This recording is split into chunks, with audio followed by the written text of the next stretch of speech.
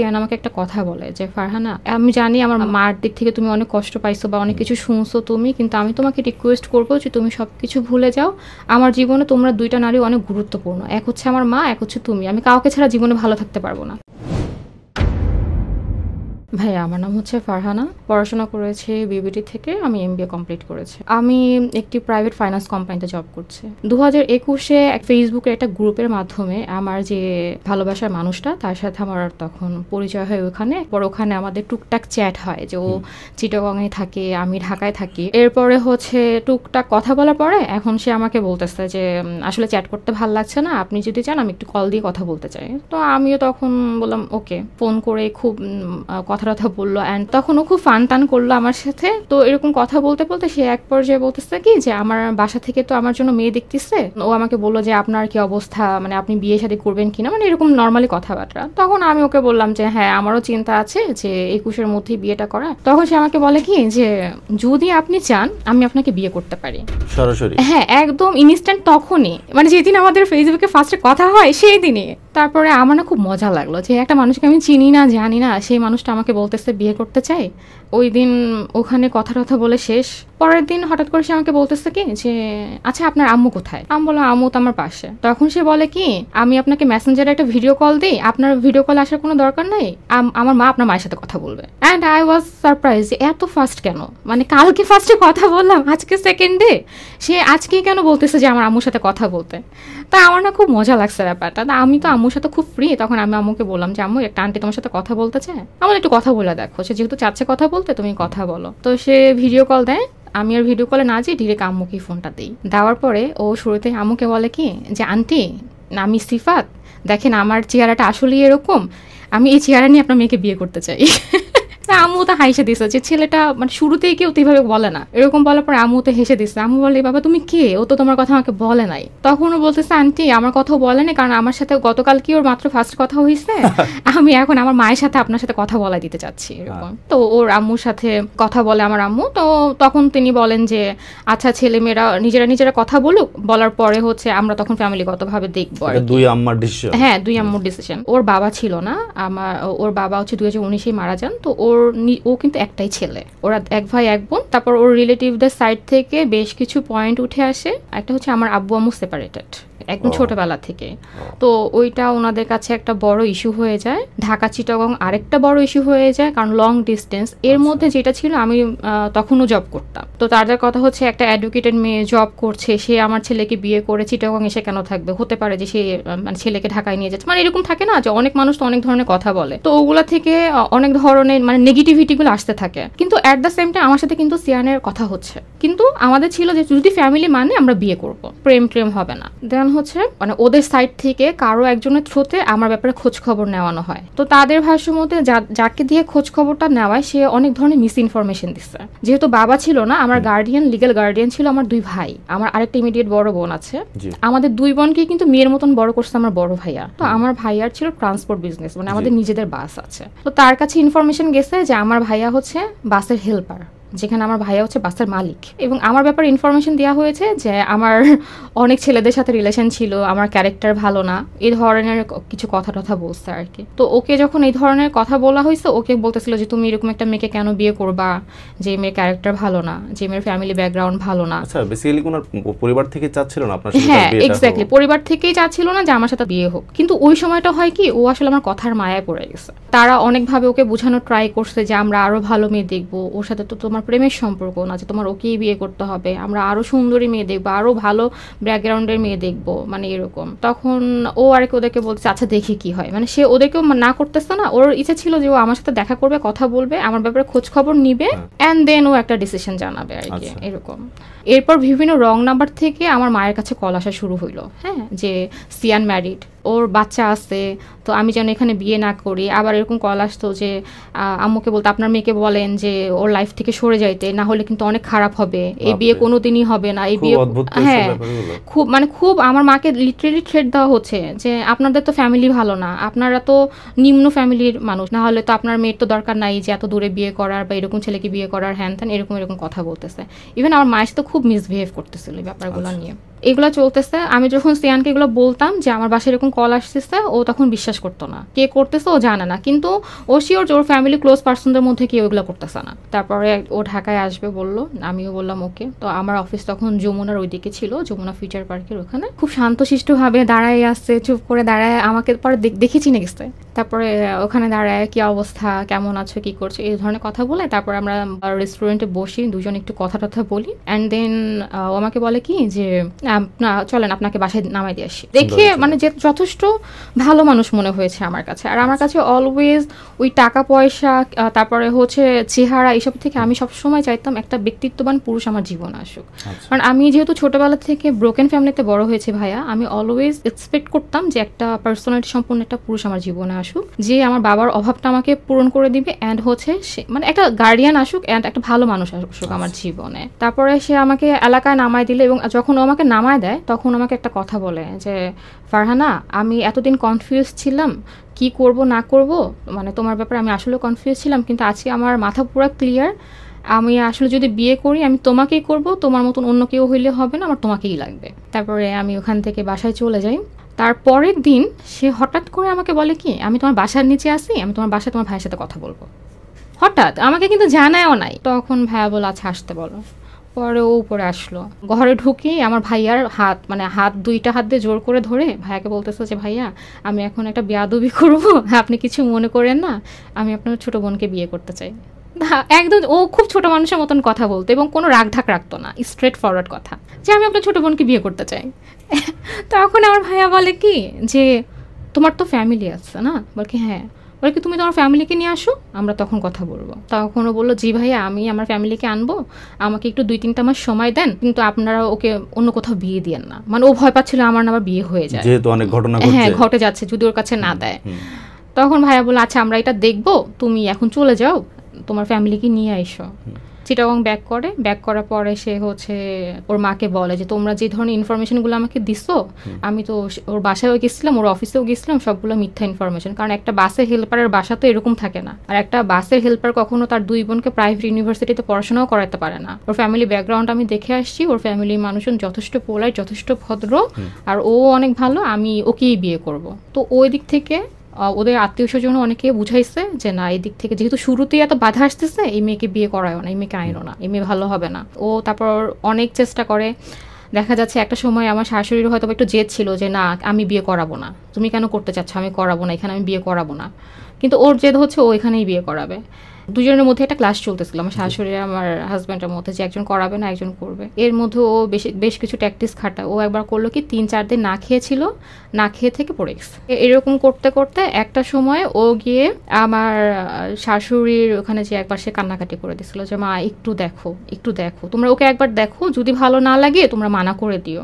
আমার শাশুড়ি, ওর বোন আর বোন জামাই আর খালু মিলে আমাকে দেখতে আসলো। তারা পরে কথা টথা সবকিছু বললো, ওর ব্যাপারে যত নেগেটিভ কথা থাকে হ্যাঁ সবকিছু বলা হইলো। মানে শেষ পর্যন্ত চেষ্টা করে যাচ্ছে বিয়েটা যেন না হয়। হ্যাঁ, দেখতে আসার পরে মানে ও গেমার ছিল, ও রাত জেগে গেম খেলতো। তারপরে আমাকেও বলা হয় যে তুমি যদি ওকে বিয়ে করো নিজের রিস্কে বিয়ে করবো, আমরা কিন্তু এই ব্যাপারে আগাবো না, তোমাদের যদি ফিউচারে কোনো ঝামেলা হয় আমরা কিন্তু তোমাদের সাথে থাকবো না। তো এই ধরনের কথাবার্তা বলে ওনারা চলে যায়। তো ওই সময়টা আমার ভাইয়াও একটু বলে যে এরকম ফ্যামিলি মেম্বার এসে যদি এই ধরনের কথা বলে তাইলে আমরা কেমনে দিব মেয়ে, হবে না এরকম। তারপরে হচ্ছে এই কথা বলার পরে তারপর আমি রাতের বেলা সিয়ান আমাকে ফোন করে বলে যে ফারহান আমাকে একটা সুযোগ দাও, প্লিজ আমাকে একটা সুযোগ দাও, তুমি আমাকে ছেড়ে হয়ে চলে যেও না। বলে যে আমি তোমার সাথে দেখা করব। পর সেই যমুনার সামনে গিয়ে সে দাঁড়ায়। আমি যাওয়ার সাথে সাথে ভাইয়া এতগুলা মানুষ, ও কি করলো একদম হাঁটু গেড়ে নিচে বসে পড়লো, পরে আমার হাতটা ধরে কান্না করতেছে যে তুমি আমাকে ছাড়া যাও না, আমার যত ব্যাড হ্যাবিট আছে আমি সব চেঞ্জ করে ফেলবো, সব চেঞ্জ করবো। হ্যাঁ, বলে আমি তোমাকে কথা দিচ্ছি আমি রাত জেগে গেম খেলবো না, আমি বাইরে থাকবো না। পরে বলে যে আমি তোমার ভাইয়ার সাথে কথা বলবো। তো ঠিক আছে বলো তুমি কথা। তো ও ভাইয়াকে ফোন দেয়, তখন ভাইয়া ওকে বলে তুমি বাসায় আসো, তোমার সাথে আমার কথা আছে। তখন ও আমার সাথেই আবার আমাদের বাসায় যায়। যাওয়ার পরে ভাইয়াকে বারবার বলতেছে যে ভাইয়া আমাকে সুযোগ দেন, যে এমনি হোক আমি আমার ফ্যামিলিকে রাজি করাবো। তো ভাইয়া বলতেছে আমরা তো বুঝতেই পারতেছি তোমার ফ্যামিলি রাজি না এখানে, তুমি জোর করে তাদেরকে নিয়ে আসছো, তারা কোনোভাবেই রাজি না এখানে। তখন ও বারবার সুযোগ চাচ্ছে, সময় চাচ্ছে। ভাইয়া বলে কি, দেখো তুমি নিতান্তই ভালো ছেলে, যার কারণে আসলে আমরা তোমাকে একের পর এক সুযোগ দিয়ে যাচ্ছি, কিন্তু এরকম করলে তো আসলে মেয়ে বিয়ে দেওয়া যায় না। পরেও ওই কথা বলে ও চলে যায়। চলে যাওয়ার পরে ওর দুলা ভাই ডিরেক্ট জানায় যে আমার শাশুড়ি এখানে বিয়ে দিতে রাজি না।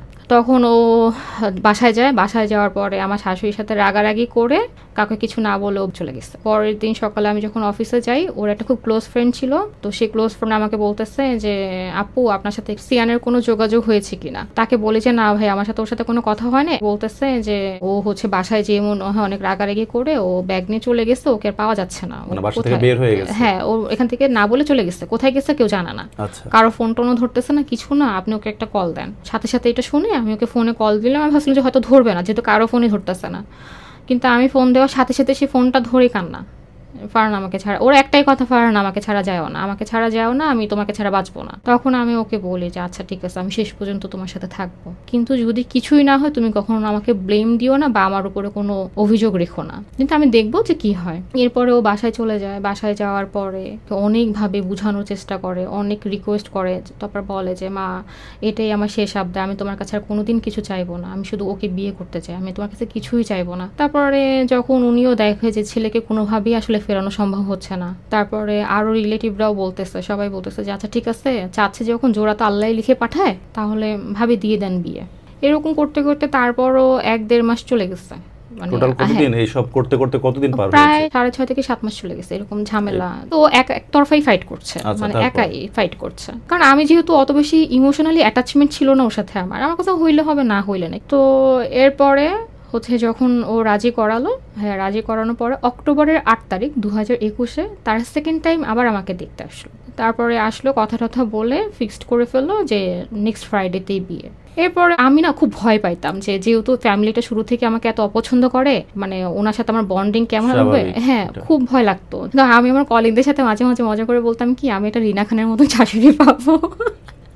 আমি ওকে বলতাম যে বাংলা মুভি চলবে, বউ শাশুড়ি যুদ্ধ চলবে, এরকম বলতাম, মজা করতাম। তারপরে যাই হোক 9 তারিখে সুন্দর মতন বিয়ে শপিং টপিং করলাম। তো শপিং এ আমাকে নিয়ে গেল, এন্ড আমি খুব সারপ্রাইজড হয়েছি যে মানুষটা একদিন আগেও আমাকে পছন্দ করতো না, সেই মানুষটা সবকিছু আমার পছন্দেই কিনে দিচ্ছে। আমার শাড়ি, হ্যাঁ শাড়ি, গয়না টয়না এভরিথিং আমাকে নিজের পছন্দেই কিনে দিচ্ছে। তারপরে গেল, এরপরে 15 তারিখ আমার বিয়েটা হয়। মানে আমাদের বাসায় ঘরোয়াভাবে আক্ট করা হয় এবং 2 মাস পরে আমাকে উঠায় নেবে এরকম। বিয়ে হওয়ার পর আমার কাছে মনে হয় যে একটা ম্যাজিক কাজ করলো আমার, যে আমার কাছে মনে হচ্ছিল যে এই মানুষের ছাড়া আমার দুনিয়াতে কেউ নাই। শাশুড়ি তখন আমাকে বললেন যে এতদিন তোমার সাথে যা হয়েছে হয়েছে, আজকের থেকে তুমিও ভুলে যাবা, আমিও ভুলে যাব, আমাদের সম্পর্কটা যেন সুন্দর হয়। এবং বিয়ের দিনই হঠাৎ করে ডিসিশন হইলো যে বিয়ের পরের দিন ওনারা আমাকে চিটাগং নিয়ে যাবে 2-3 দিনের জন্য বেড়াতে। পরে ওখানে গেলাম, শ্বশুর বাড়ি সবার সাথে 2-3 দিন ঘুরলাম টুরলাম এবং খুব নর্মাল লাগছে, আমার খুব আহামরি কিছু লাগে নাই। হ্যাঁ ভালো ছিল। 2 দিন পরে আমি চলে আসি এখানে। তো চলে আসার পরে এরপরে তো লং ডিস্টেন্স রিলেশনশিপ, মানে এতদিন তো যা ছিল ছিল, এখন তো কোনোভাবে সে আর মন বসাইতে পারে না। উনি তো যেহেতু ওখানে জব করেন, হ্যাঁ ও ওখানে থাকতো, অনেক যুদ্ধ করে বিয়ে করেছি এবং বিয়ের পরে আরেক যুদ্ধ দূরে দূরে। তো যেটা হয়তো খুব মিস করতাম, ভাল লাগতো না, কাজে মন বসতো না, খেতে ইচ্ছা করতো না, আমার খালি মনে হতো কবে আসবে, কবে ওকে একটু দেখবো।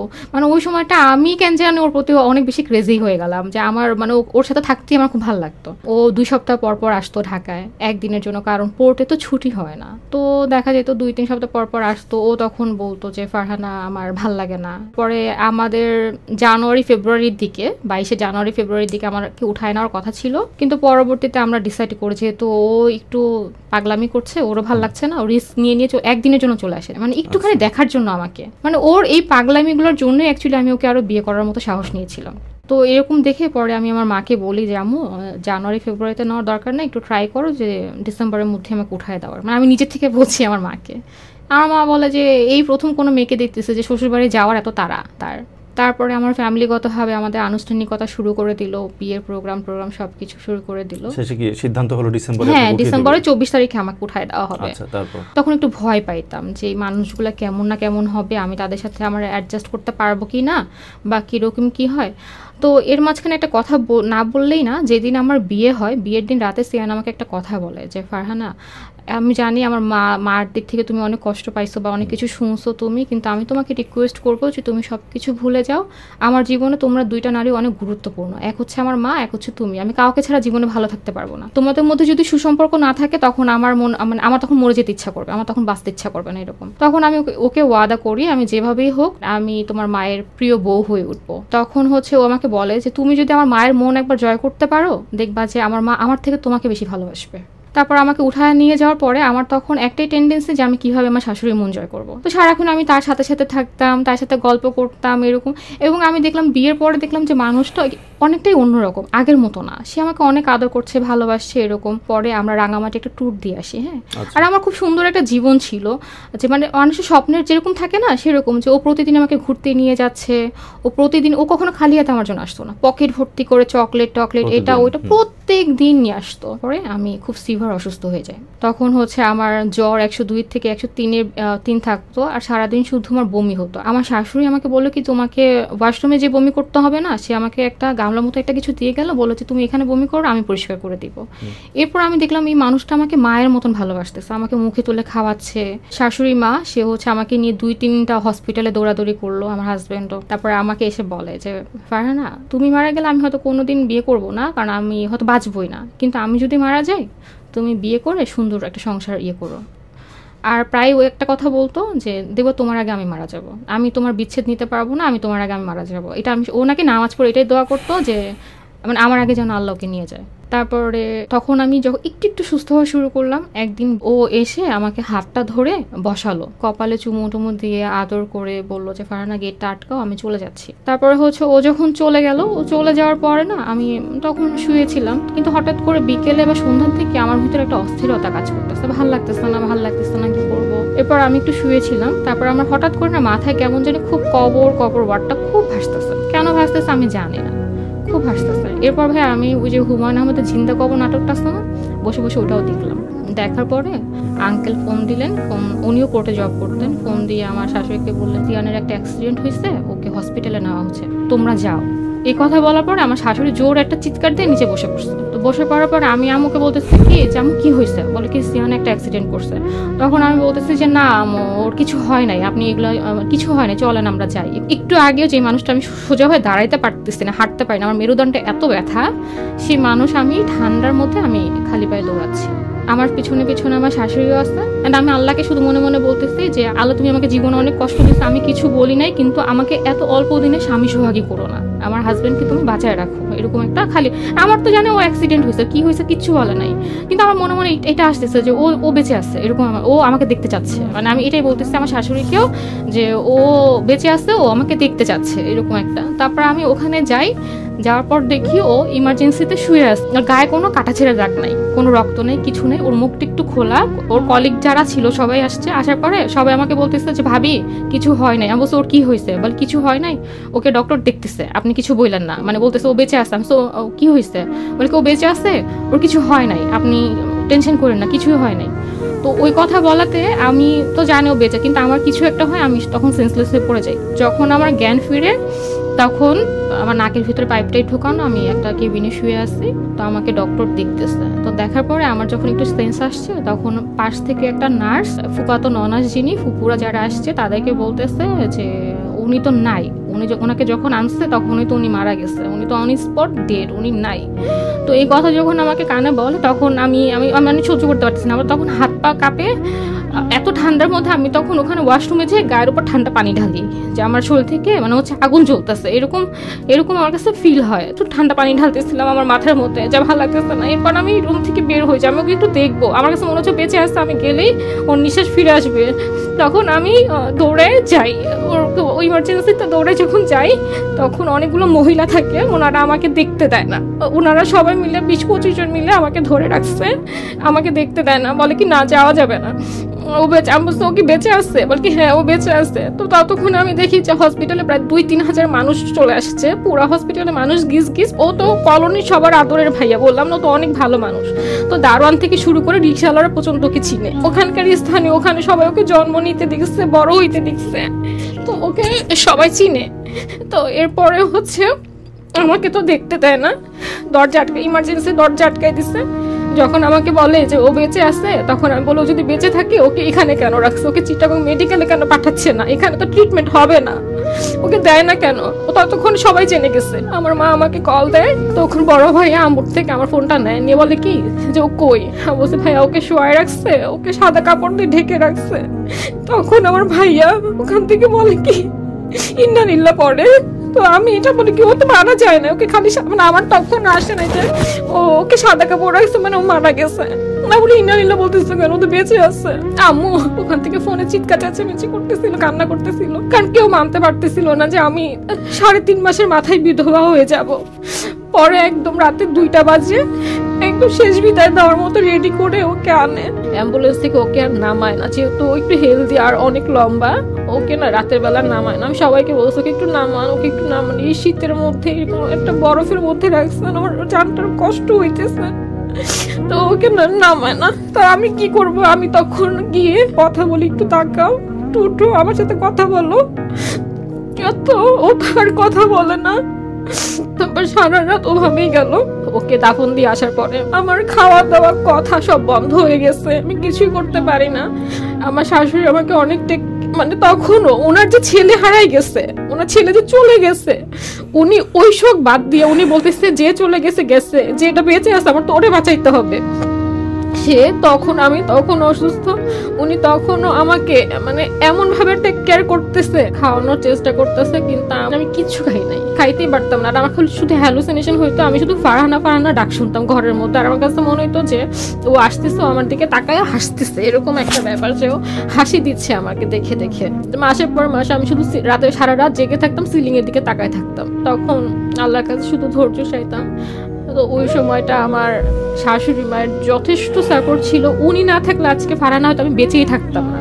আমার মা অনেকবার ঢাকায় নিয়ে আসতে চাইছে যে তুমি চলো, ঢাকায় চলো, এখানে থাকলে আরো তোমার অশান্তি হবে, কষ্ট হবে, তুমি চলো। কিন্তু আমি না, আসবো না, আমি আসবো না। তারপরে সারা ঘর ওর জিনিসপত্র, ওর শার্ট, ওর টি শার্ট এইসব নিয়ে পুরো ছড়ায় ছিটায় বসে থাকতাম, বসে ওগুলো দেখতাম, ওর গায়ের ঘ্রাণ নিতাম, ওর ইউজ করা সব জিনিস আমি নিজের কাছে রেখে ওগুলোর উপরেই শুয়ে থাকতাম। কি করতাম পাগলের মতো, মানে মানুষের সাথে মিশতাম না। আমি আমার শাশুড়ির সাথে ছাড়া কারোর সাথে কথা বলতাম না, আমার ফ্রেন্ডের সাথে আমার কোনো কথা হইতো না। আর আমি আসতাম না ঢাকায়, ওখানেই থাকতাম। একটা সময় আমার শাশুড়ি উনি আমাকে বলে যে বাবা তোমার তো বাঁচতে হবে, তুমি তো এভাবে বাঁচবা না, এরকম করলে তো তুমি যে চলে গেছে চলে গেছে, কিন্তু তোমাকেও বাঁচতে হবে, আবার নতুন করে চাকরিতে ঢুকো। তারপরে আমার একটা ফ্রেন্ডের থ্রুতে এখন আমি যেখানে চাকরি করছি একটা ফাইন্যান্স কোম্পানিতে, এটা বাংলা মোটরে, চিটাগং থেকে আমি 9 মাস পরে ঢাকায় আসি। হাজবেন্ড চলে যাওয়ার, হ্যাঁ হাজবেন্ড চলে যাওয়ার 9 মাস আমি ওখানে, হ্যাঁ ওখানে ছিলাম।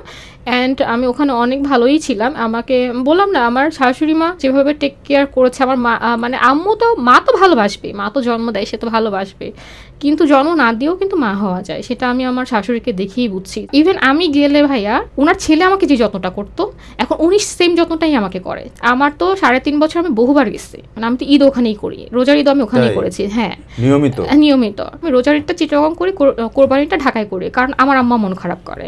আমিও যখন এখন যাই চিটাগং আসার সময়, আমাকে আমার শাশুড়িও হাতে টাকা গুছিয়ে দিবে জোর করে, বলে তুমি চাকরি করো, যাই করো, তুমি আমার মেয়ে, আমি তোমাকে দিব, তুমি কখনোই না করবা না। এখনো যতবার আমি গিয়েছি বা যতবার সে ঢাকায় আসছে, প্রতিবার আমার হাতে টাকা গুছিয়ে দিবে, দাদু প্লাস আম্মু।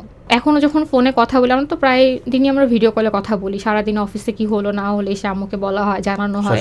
হ্যাঁ জানানো হয়, সারাক্ষণ প্রতিনিয়ত জানানো হয়। আমরা 1-1.5 ঘন্টাও ফোনে ভিডিও কলে কথা বলি, হ্যাঁ কি করছি কি হচ্ছে, মানে একদম পুরো ফ্রেন্ডের মতন জানাই। উনি আমার শাশুড়ির থেকেও এখন হচ্ছে আমার সবচেয়ে বড় কথা, উনি আমার বন্ধু এন্ড আমার আরেকটা মা। অনেক শান্তি পাই ওনার সাথে কথা বলে। বা আমি যখন চিটাগং এ যাই, আমরা অনেকদিন পর শুনলাম শাশুড়ি সম্পর্কে এরকম কমপ্লিমেন্ট দিতে।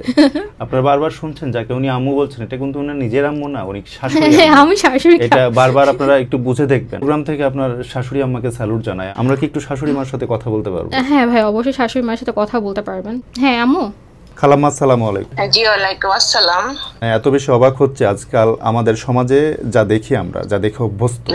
কিছুদিন আগেও একজন পুলিশ অফিসার আত্মহত্যা করেছেন বউ শাশুড়ির দ্বন্দ্ব এইসব নিয়ে, এবং এরপর থেকে বিষয়টি এরকম হয়ে গেছে যে বউ শাশুড়ি কখনোই ভালো সম্পর্ক থাকতেই পারে না। কিন্তু আপনি একজন বউকে কতখানি আপন করেছেন এটা আসলে বলে বোঝানোর মতো না। উনি আপনার এত প্রশংসা করেছেন, আপনার প্রতি অনেক শ্রদ্ধা, অনেক সম্মান। আপনি আসলেই অনন্য একজন মানুষ। এজন্য আমরা আগ্রহ থামিয়ে রাখতে না পেরে কয়েকবারই ফোন দিয়ে চেষ্টা করেছি আপনার সাথে কথা বলার জন্য। ও মানে খুব তাড়াহুড়ো করছিল আমার ছেলে, মানে ওকে পাওয়ার জন্য, মানে অনেক তাড়াহুড়ো। আমি বলতাম যে তোমরা কথা বলো, কথা বলার পর দেখা যাক, বছর দিন কথা বললে আমি দেখি। তো সময়টা আমাকে দেয় না। পরে ও খুব তাড়াহুড়ো করার পরে আমি কি করবো, আমি তখন রাজি হয়েছি। রাজি হওয়ার পরে বিয়েও হইলো। তখন দেখতে কি আমি মানসিক ভাবে আমার মেন্টালি মানে আমি প্রস্তুত ছিলাম যে আমি যখন আমার ছেলে যখন বিয়ে হবে এখানে, তখন ও আমার আমি যা মানে মেনে নেওয়া না মেনা মানা সেটা কোনো ব্যাপার না। এখন আমি ওর প্রতি অন্যরকম। তখনও আমার ছেলের বউ ওর মর্যাদা আমার মেয়ের থেকেও বেশি। এটাই আমার ভাবনা ছিল, তাই আমি ওই ভাবনা অনুসারে আগেতেছিলাম। কিন্তু ভাগ্যে তো আর আর কি, ছেলেকে ছাড়া তো প্রায় 3.5 বছর হয়ে যাচ্ছে। ফারহানা খুব ভালো মেয়ে, ও আমার সাথে প্রতিনিয়ত যোগাযোগ রাখে, কথা বলে, খোঁজ খবর নেয়, আমি ওর খোঁজ খবর নেই, আসা যাওয়া করে। ওই আমার মনে এটাই ছিল যে আমি যা করছি হয়তো ভুল করছি। এখনকার ছেলেমেয়েরা তো এরকম যার যার পছন্দ অনুসারে করে। তখন থেকে আমার মনোভাব এটাই ছিল যে আমি মানে আমার ছেলের বউকে অনেক আপন করে নিব, ওকে আমি অনেক ভালোবাসবো, ও হবে আমার ঘরের সবকিছু। ওইটাই এরকমই ভাবনা ছিল। তো ওরকম ভাবনা অনুসারে আমি বউকে অনেক আদর যত্ন করতাম, ও আমার টেক কেয়ার করতো, আমিও ওকে খুব ভালোভাবে মানে গ্রহণ করছিলাম আর কি। এটি আল্লাহর কাছে আমার প্রবেশ ছিল যে না, আমি যেন ওকে ভালোবাসতে পারি। তো খালাম্মা, আপনার কাছ থেকে আরেকটা জিনিস আমি জানতে চাইবো। এখনকার আমাদের চারপাশে দেখা যায় বউ শাশুড়ির যে দ্বন্দ্ব, এই ব্যাপারটাই আসলে আপনি কিভাবে দেখেন, আর এগুলোর সমাধান কি হতে পারে? এখানে আপনি কি মনে করেন যে বউদের প্রবলেম, নাকি মনে করেন এখনকার যারা শাশুড়ি তাদেরই একটু বেশি মাত্রায় ছেলের প্রতি দখল দিতে গিয়ে ঝামেলাগুলো তৈরি হয়? আপনার কাছে কি মনে হয় আপনি শাশুড়ি হিসাবে? মানে যে শাশুড়ি হিসাবে এক একজনের মতামত তো এক এক রকম, সবার মানে মতামত তো একরকম থাকে না, বা সবার চিন্তা ভাবনা একরকম থাকে না। শাশুড়ি তো মানে ছেলেকে আদর করে বিয়ের আগে, এটা তো ঠিক আছে, কিন্তু বিয়ের পরে তো আসলে ছেলের বয়স সেই মানে যার যার হাজবেন্ডকে তার অধিকারটা বেশি থাকে। তো ওই সময় মা আসলে ছেড়ে দেওয়াই ভালো, মার এত নাক না গলা নেই ভালো। আর ছেলের বউর সাথে যেভাবে চলবে, কোনো সমস্যা যাতে না হয়, মা দেখবে, মা গার্জিয়ান হিসাবে দেখবে। কিন্তু মা নাক গলানোটা, বেশি নাক গলানোটা আমি মনে করি ঠিক না আর কি। যেমন আমার বিয়ে মানে আমার ছেলের বিয়ের পরে ও যখন আসছে, ওই তো সিয়ানের ভালো মন্দ সবকিছু দেখছে। তখন আমি মাঝে মধ্যে দূর থেকে দেখছি যে ওরা কি করতেছে না, একটু পর্যবেক্ষণ তো করতে হয় কি করতেছে না করতেছে। ওটা এখন হুট করে ওরা এক জায়গায় বের হলো, হ্যাঁ যে আমরা এই তোমরা কেন বের হলো, কোথায় গেলে, কোথায় গেছো, কি করছো না করছো, এত ডিটেলস তো আমার জানার দরকার নাই। ছেলে ভালো থাকুক, বউ নিয়ে ভালো থাকুক। আমি মনে করি শাশুড়িরও ভালো থাকার দরকার, বউরও দরকার, দুজনেরই মেন্টালিটি মানে ভালো থাকা দরকার। তাইলে এটা মনে হয় আমার সুন্দর হয়। একজন ভালো হইলেও হবে না, আরেকজন বা খারাপ হইলো, দুজনেরই একই পর্যায়ে থাকতে হবে, লেভেলে থাকতে হবে। এটা কারোরই একাকিত্বের কোনো গুণ না আমার মনে হয় আর কি। দুজন আমি খালি ভালো হইলেই, ফারহান নিশ্চয়ই ভালো ছিল, সেদিন আমার সাথে এত সুন্দর সম্পর্ক হয়েছে। খালি আমি যে করছি তাও আমি মনে করি না, ওরও গুণ আছে অনেক, সেটাই আমি মনে করি আর কি। ছেলে যাওয়ার প্রায় 4-5 মাস বা 6 মাস পর থেকে মানে বলতেছি যে আমার আমার বলতে ইচ্ছা করে না, আমার মন তো অনেক কষ্টই লাগে। তারপর আমি বলি যে তুমি তোমার জীবন গোছাও, কিন্তু ও তো কথা শুনে না। ও তো মানে এখনো আমার ছেলের প্রতি ওর বিশ্বাস, ভালোবাসা মনে হয় যেন আমার ছেলে ওর কাছে চলে আসবে, অতটাই ভালোবাসা আমার ছেলেকে। আর কি বলবো, আমি আর ওকে এখন এসব কোনো কথা বলতে পারি না, বললে আমারও অনেক খারাপ লাগে। আমি বলি না, আমি বলি যে আমি নামাজ পড়ে দোয়া করি তোমার ভাগ্যটা ভালো হোক, সুন্দর হোক, তুমি তোমার ভাগ্যটা ভালো করো, সুন্দর করো, মন খারাপ করো না, মন ভালো রাখার চেষ্টা করো, এইসবই বলি ওকে। আর কিছু বলার আমার ভাষা নাই। আমি অনেক বলছি, ও কথা শুনতেছে না, এইটাই আর কি। ওর তো কোনো ভবিষ্যৎ নাই এখন, যদি ওর কোনো বাচ্চা কাচ্চা নাই, ওর কিছু নাই। এখন যদি ও যদি 5-7 বছর চলে যায়, ও তখন তোর বয়সটাও কমে যাবে, তখন তো মানে এখন যে ওর সময়টা আছে, এই সময়টা থাকবে না। এখন ওর তো এটা বোঝা উচিত। এখন ও যদি না বোঝে আমি আর কি করবো? আমি তো অনেক বলছি ওরে। এখন আপনারাও বলেন ওকে, ও যেন একটু ভাবে চিনতে নিজেকে নিয়ে, এটাই আর কি। আমাদের আর সবসময় দোয়া করি ও ভালো থাকুক, সুস্থ থাকুক, আমার দোয়া আছে। এখন আল্লাহ আমার ছেলেকে নিয়ে গেছে, এখন এটা ফারহানারও কি বলবো, আমার আমার খারাপ লাগে সেই জন্য যে আমার ছেলে তো চলে গেল। এখন ফারহানার ভাগ্যটা তো সবচেয়ে, একটা স্বামী যখন মারা যায় তখন আমি তো মা, আমার তো খারাপ লাগবে, কিন্তু আমার চেয়ে আমি মনে করি আমার চেয়ে ওর খারাপ লাগার পরিমাণ 1000 গুণ বেশি। কারণ ও তো অনেক আশা ভরসা নিয়ে, অনেক কিছু আশা নিয়ে আসছিল আমাদের ফ্যামিলিতে, ঠিক না? কিন্তু ওর ভাগ্য তো সেটা দিল না। সেই জন্য আমি মনে করি যে আমার চেয়ে ফারহানার খারাপ লাগাটা অনেক গুণ বেশি। এটা আসলে অনেক মা বুঝতে পারে না। অনেক মা ওরা মনে করে যে তার হয়তো বা তার সন্তান চলে গেছে তারই খারাপ লাগতেছে, কিন্তু একটা মানে স্ত্রীর যে কত খারাপ লাগা থাকতে পারে প্রতিটা মারও বোঝা উচিত, এই আর কি। খালাম্মা, আপনাকে অনেক শ্রদ্ধা এবং সালাম আমাদের স্টুডিও থেকে। আপনি ভালো থাকবেন। ঠিক আছে, আমরা বিদায় নিচ্ছি। আমি খুবই অভিভূত আজকের প্রোগ্রামের হোস্ট হিসেবে থাকতে পেরে।